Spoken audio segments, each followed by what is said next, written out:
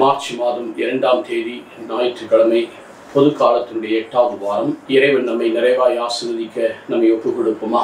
கலங்காதே கலங்காதே, கர்த்தர் உன்னை கைவிட மாட்டார். கலங்காதே கலங்காதே, கர்த்தர் உன்னை கைவிட மாட்டார். முள்முடி உனக்காக, திரு ரத்தம் உனக்காக, முள்முடி உனக்காக, திரு ரத்தம் உனக்காக. பாவமெல்லாம் அறிக்கையிடு, பாவமெல்லாம் அறிக்கையிடு, பரிசுத்தமாகிவிடு, நீ பரிசுத்தமாகிவிடு. கலங்காதே கலங்காதே, கர்த்தர் உன்னை கைவிட மாட்டார். கல்வாரி மலை மேலே காயப்பட்ட இயேசுவை பார். கல்வாரி மலை மேலே காயப்பட்ட இயேசுவை பார். கரம் விரித்து அழைக்கின்றார், உன்னை கரம் விரித்து அழைக்கின்றார். கண்ணீரோடு ஓடி வா, நீ கண்ணீரோடு ஓடி வா.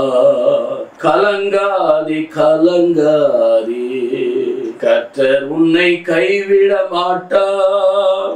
ஆமாண்டவரே, நீர் எங்களை கைவிடாத தேவனாக இருக்கிறீர். உடைய மேலான கிருபையிலும் உடைய மேலான வழிநடத்திலும் நாங்கள் பங்கேற்க எங்களுக்கு உதவி செய்யும். நீர் எங்களோடு பேசும், பரிசுத்தமாக்கும் நல்ல பிதாவே, ஆமென். லூக்கா நற்செய்தி 6வது அதிகாரம் 39 45 உள்ள இறை வசனங்கள். இயேசு அவர்களுக்கு ஊமையாக கூறியது: பார்வையற்ற ஒருவர் பார்வை அற்ற வேறொருவருக்கு வழிகாட்ட இயலுமா? இருவரும் குழியில் விழுவார் அல்லவா?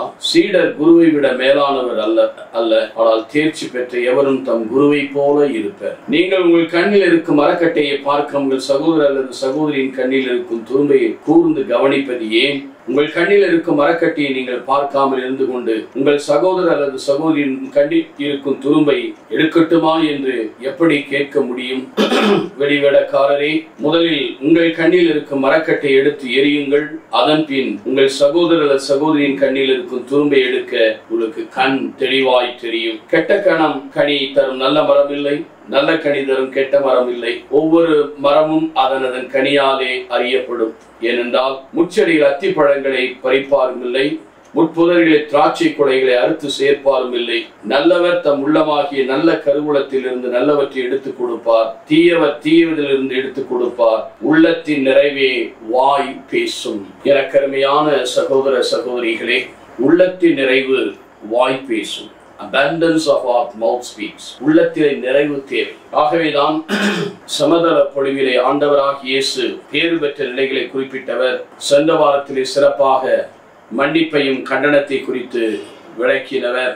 இந்த நாளிலே நம்முடைய குறைகளை நாம் அறிந்திருக்க வேண்டும், குறைகளை நாம் நீக்க வேண்டும். அப்பொழுதுதான் மற்றவர்களை குற்றம் கண்டுபிடிப்பதிலிருந்து நாம் வெளிவர முடியும். பொதுவாக மற்றவர்களை குற்றம் கண்டுபிடிப்பது நம்முடைய இயல்பாக இருக்கிறது. அதுதான் பொன்விதி என்ன சொல்லுகிறது?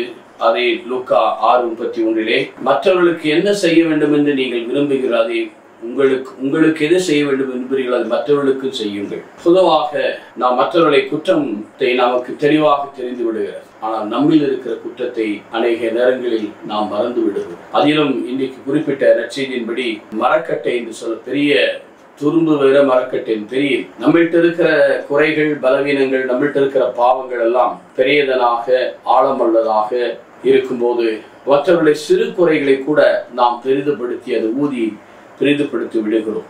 ஆகவேதான் முதலில் நம்மிடம் இருக்கிற குறைகளை நாம் எடுக்க முயல வேண்டும் என்று அவர் விரும்புகிறார். அதற்கு என்ன செய்ய வேண்டும்?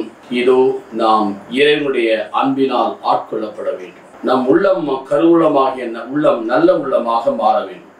கனி மிகுந்த வாழ்க்கை இருக்க வேண்டும். அதை தான் 43-45 சொல்கிறது. கலாத்தியர் 5:22 சொன்னது போல, யோவான் 5:15-16 சொன்னது போல, நீங்கள் என்னை தேர்ந்து கொள்ளவில்லை, நான் தான் உங்களை தேர்ந்து கொண்டேன். உலகில் சென்று கனி தரும்படியாகும், அந்த கனியில் நீங்கள் நிலைத்திருக்கும்படியாய் நான் உங்களை ஏற்படுத்தினேன். அதை நான் யோவான் செய்தி 15வது அதிகாரம் 8வது வசனத்தில் சொல்லப்பட்டது.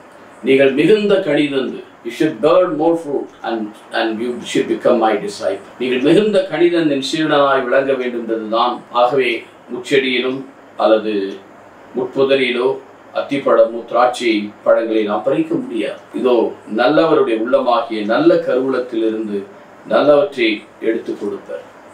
நல்ல உள்ளம், நம்முடைய உள்ளம் நன்மையாக மாற வேண்டும் என்றால் திருத்தூதர் பணி 10:10 ஆண்டவராகிய இயேசு கிறிஸ்து நாசரேத்து இயேசு பரிசுத்தாவினால் வல்லமையினால் அபிஷேகம் செய்யப்பட்டதால் அவர் சென்ற இடங்களெல்லாம் நன்மை செய்து கொண்டு சென்றார்.